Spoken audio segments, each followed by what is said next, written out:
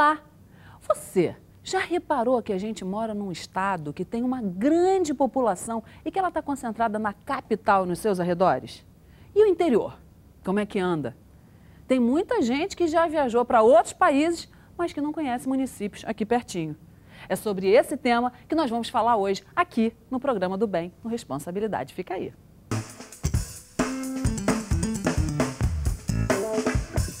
Estamos de volta com responsabilidade para tratar desse importante assunto, o interior do estado do Rio de Janeiro. Nosso convidado de hoje, secretário de Estado de Agricultura e do Interior do estado do Rio, Cristino Auro, também deputado estadual. Cristino, que beleza, né? Porque é um assunto assim super importante, mas que pouquíssimo se fala. Eu acho que eu nunca ouvi falar disso.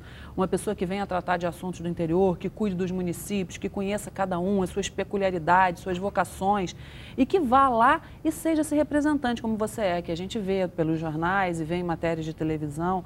Você chega, os caras te conhecem pelo nome e falam, pô, o secretário que está sempre aqui presente. Sim. É uma batalha dura, né?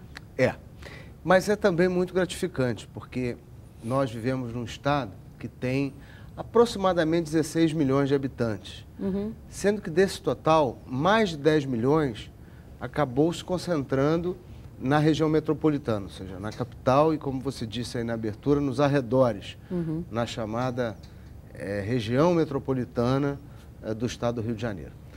Esse desnível de população, ou seja, com um acúmulo maior em torno da capital, ele se deu basicamente nos idos, né, das décadas de 50, 60, até final dos anos 70.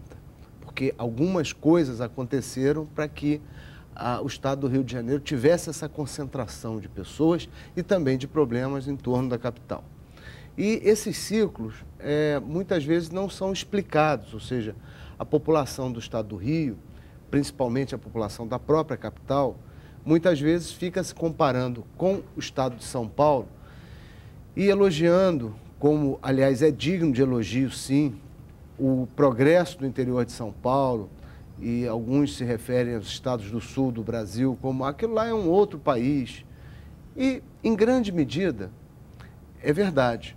Mas é preciso entender também o que aconteceu com o estado do Rio para que ele tivesse as características que ele tem hoje. O processo histórico, né? O processo histórico que levou o estado do Rio ter, digamos, os potenciais que tem e também as carências e os problemas que tem hoje. Então, qual é esse processo histórico? Eu ouço muito isso que você falou, falando justamente do Sul e de São Paulo. O que aconteceu com o Rio que deu, a priori, vamos dizer assim, errado, né? Que a gente está, então, nesse... Eu te diria o seguinte, a fórmula, ela deu errado no princípio e teve que ser, digamos, aprimorada. Aprimorada em função de quê? Em função de escolhas políticas que foram feitas para esse estado. Então, inicialmente, o Rio de Janeiro, como capital do país, não vamos aí voltar também 3 séculos, não. Vamos fazer uma análise um pouco mais recente. Até metade do século passado, até os anos de 1950, o que acontecia? O Rio de Janeiro ostentava a posição de ser capital do Brasil. E nessa condição, toda a atenção, todo o glamour, toda a importância era dada à cidade do Rio de Janeiro. Em volta da cidade do Rio de Janeiro, em volta do Distrito Federal, se organizou o antigo estado do Rio de Janeiro, né, que são os municípios que compõem as regiões da Baixada Litorânea, o norte do estado, o noroeste, a região serrana, a Baixada Fluminense, né, que todo mundo relaciona muito com a cidade do Rio de Janeiro, mas pertencia, Duque de Caxias, Nova Iguaçu, pertenciam ao antigo estado do Rio, assim como o Vale do Paraíba, que vai se encontrar com São Paulo, Resende, Volta Redonda, isso tudo configurava o antigo estado do Rio, que vivia ali até o final dos anos 50, em torno do Distrito Federal, que era então a capital do Brasil.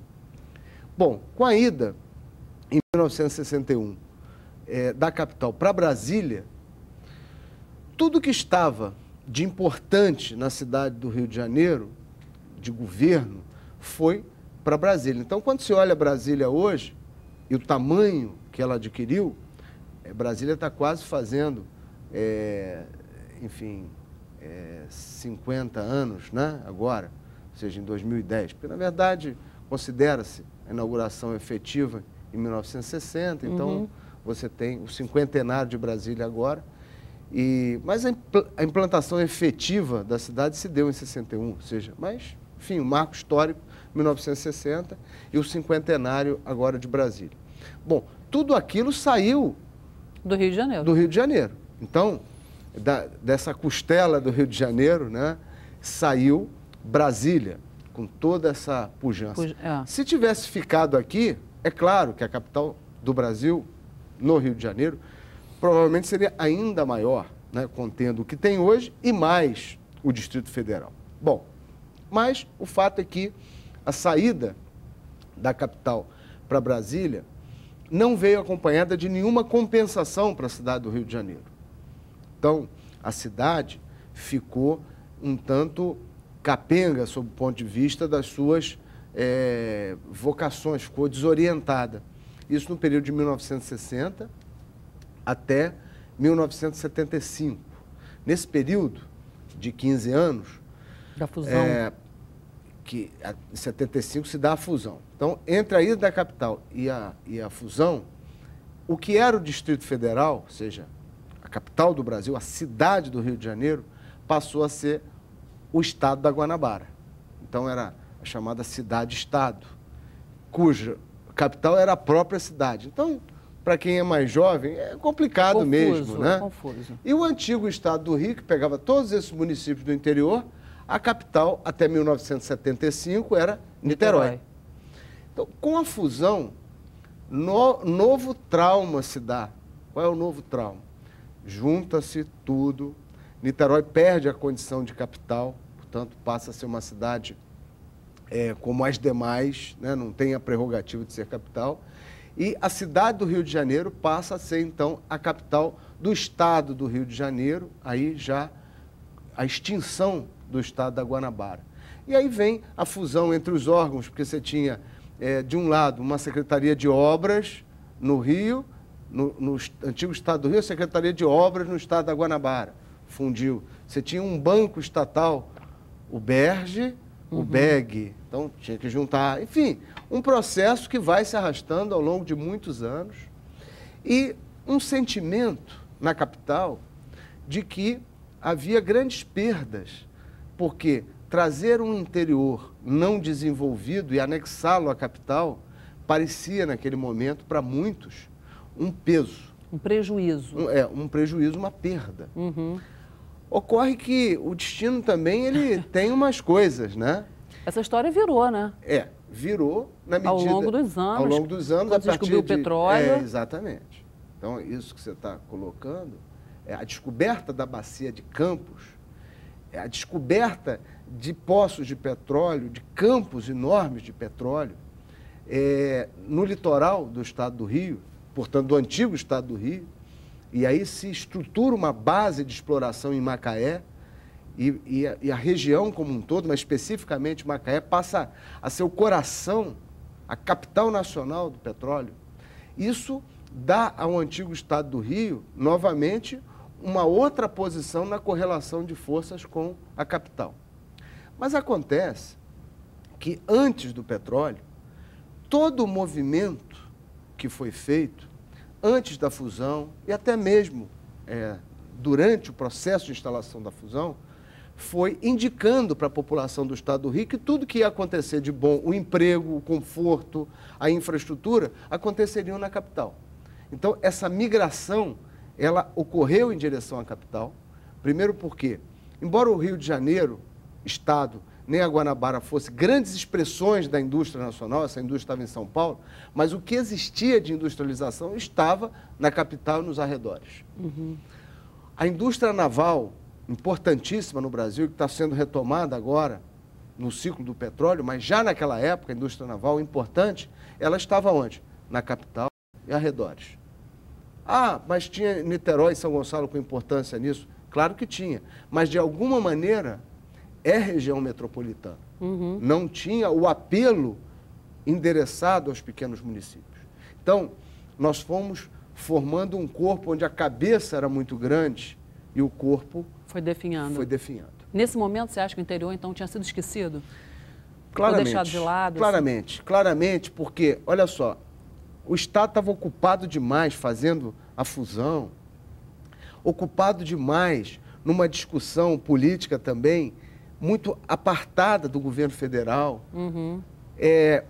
Um período que também não era um período democrático, então você tinha movimentos assim que não eram legítimos sobre um determinado aspecto, ou seja, politicamente não podiam estar à luz do dia, mas de alguma maneira enfrentavam o poder central, discutiam isso de uma maneira que se via o Estado do Rio sempre, aquele Estado oposicionista. Enquanto isso, São Paulo, embora tivesse também discussão oposicionista, tivesse tudo isso, mas São Paulo conseguiu se reunir melhor e explorar mais a fonte de recurso que é o governo federal.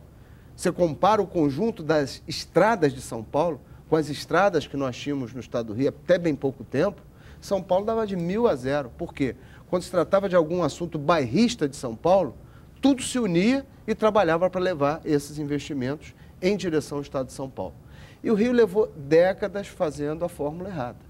Então, a bem da verdade... A importância de saber a história, né, Cristiano? Porque, na verdade, assim, São Paulo já elegeu vários presidentes da República e o Rio não. Sim.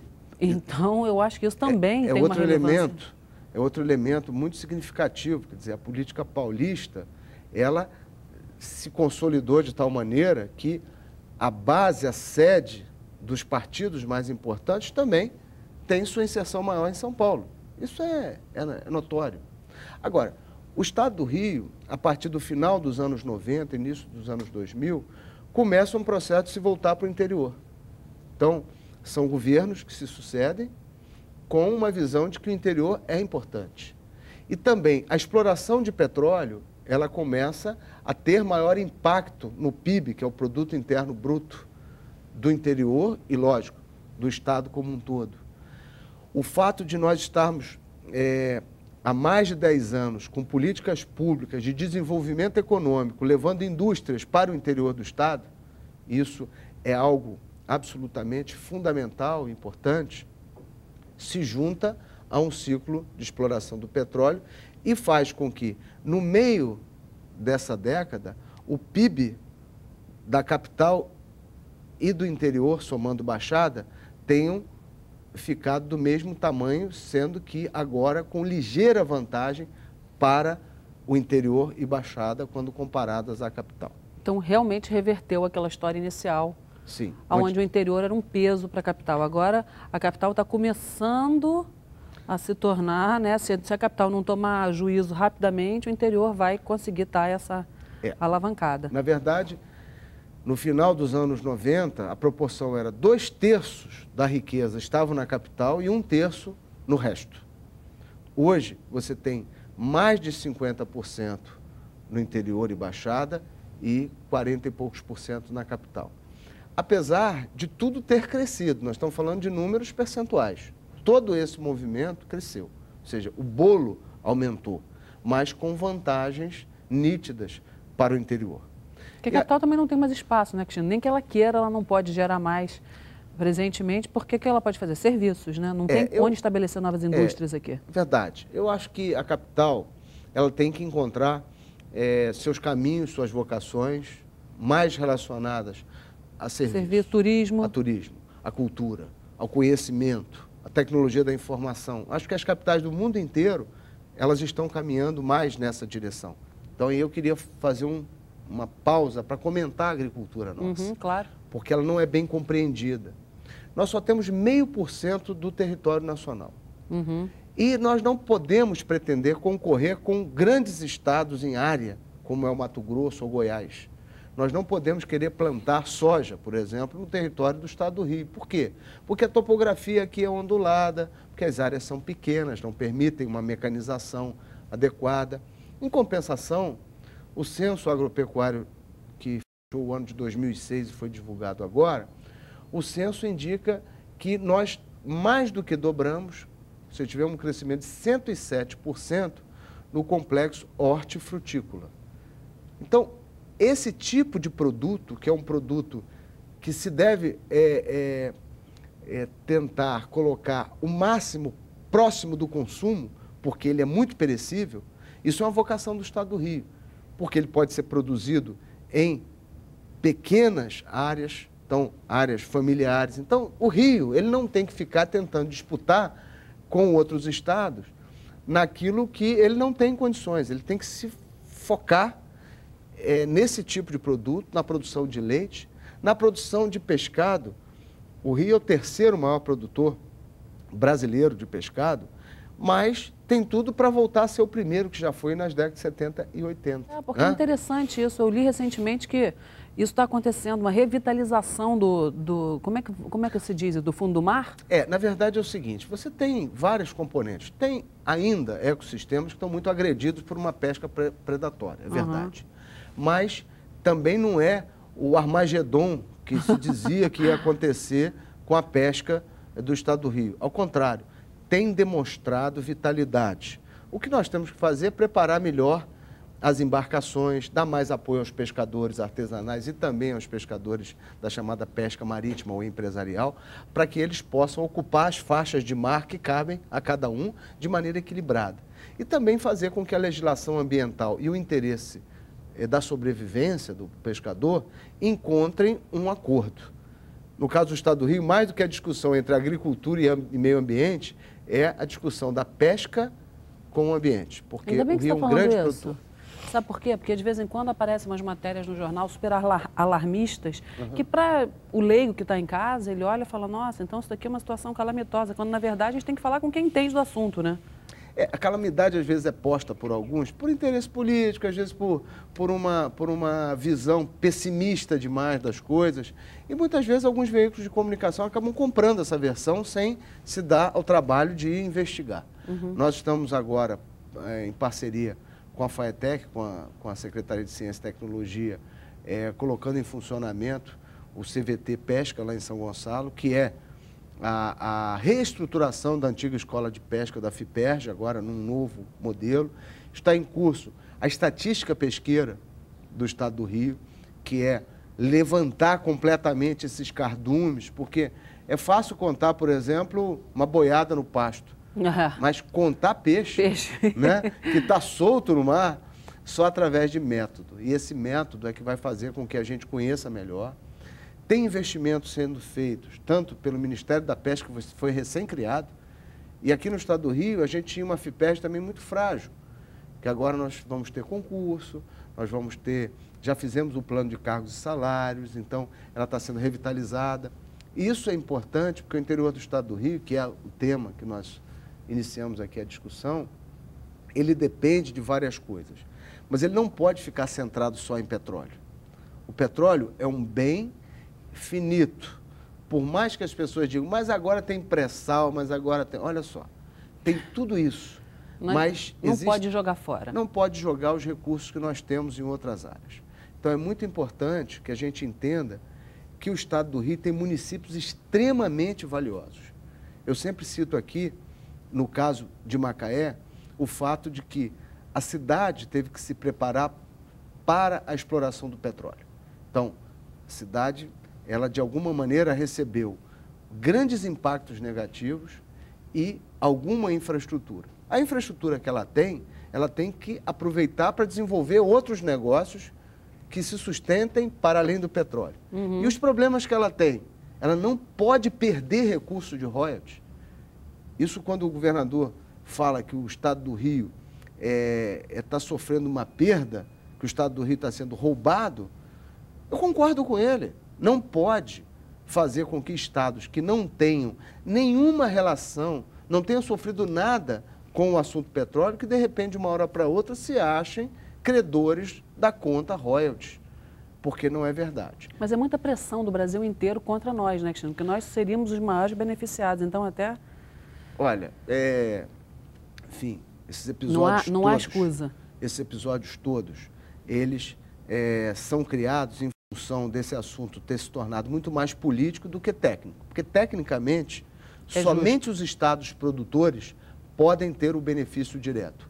A União Federal já recebe a sua parcela, isso já é assim hoje, já é assim desde que se criou a lei dos royalties.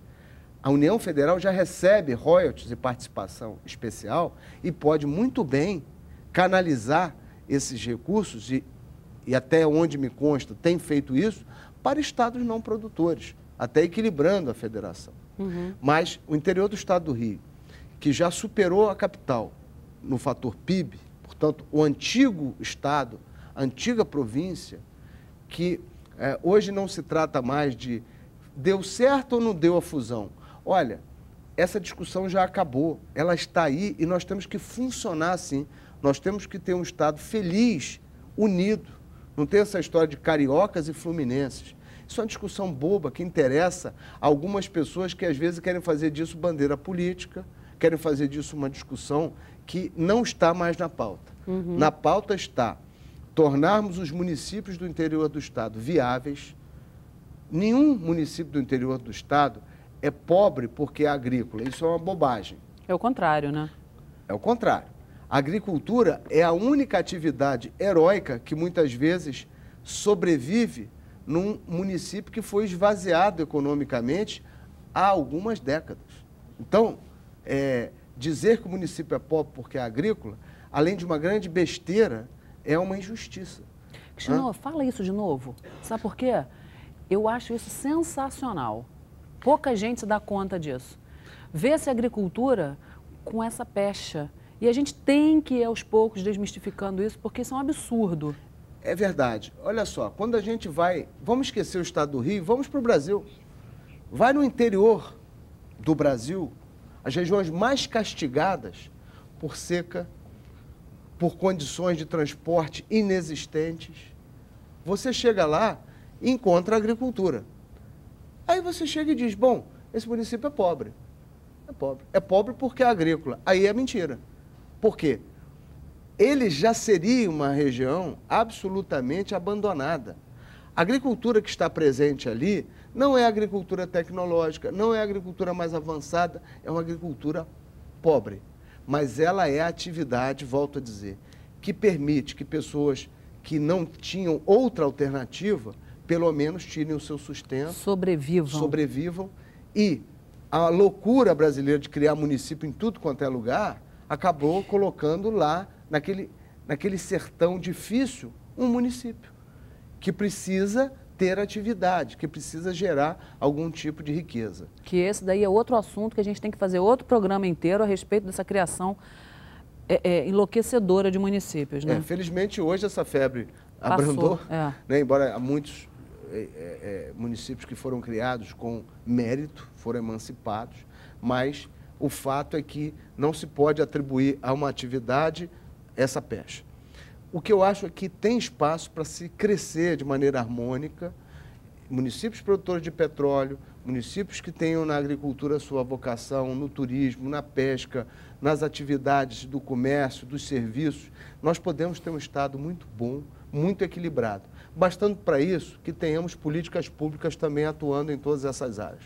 O governador Sérgio Cabral tem feito um grande trabalho no sentido de proporcionar os meios para que as secretarias possam fazer isso.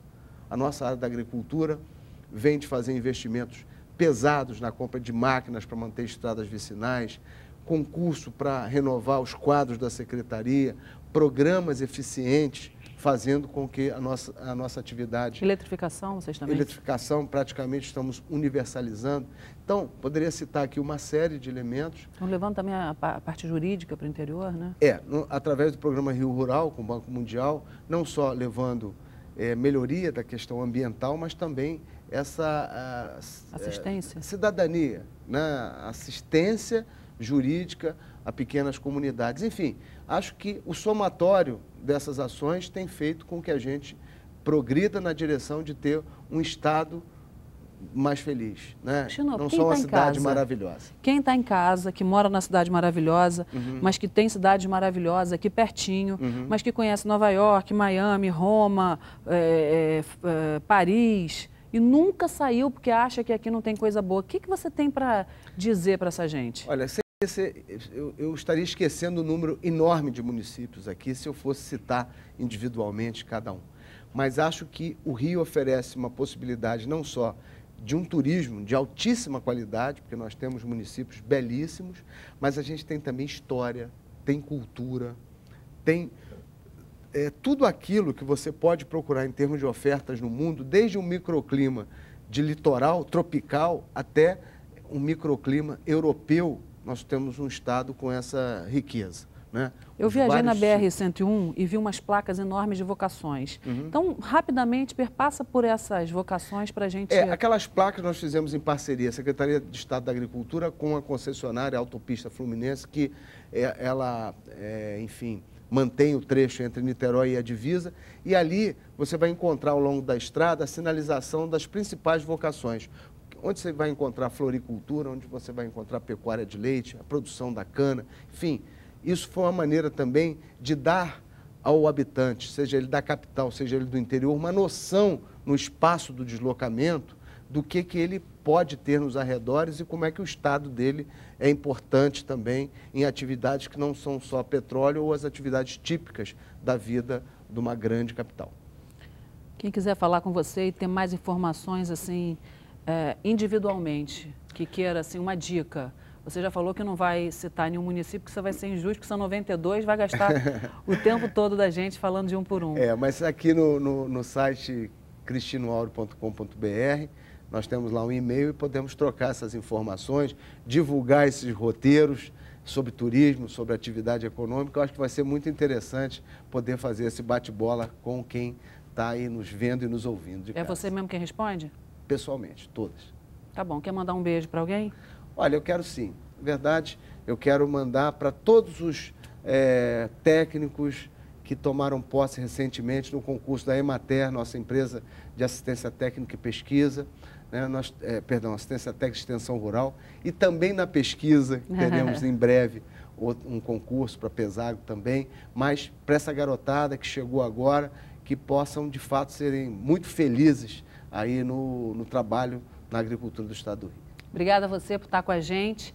Fiquem com Deus. Lembrando que quanto mais responsabilidade você assiste, mais responsável você fica. Até a próxima.